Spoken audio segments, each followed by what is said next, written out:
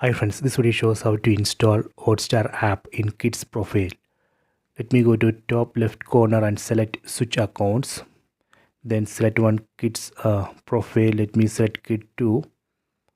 Then go to top left corner, select settings. Here we need to enter profile password. Go down, select manage apps. Here you can see list of kids apps from Google Play. If you go down, here you can see list of all apps installed in this device.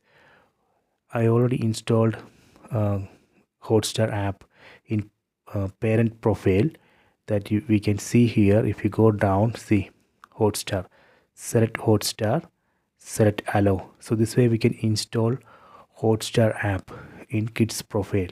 Let me verify. Go to home screen, see here you can see Hotstar app.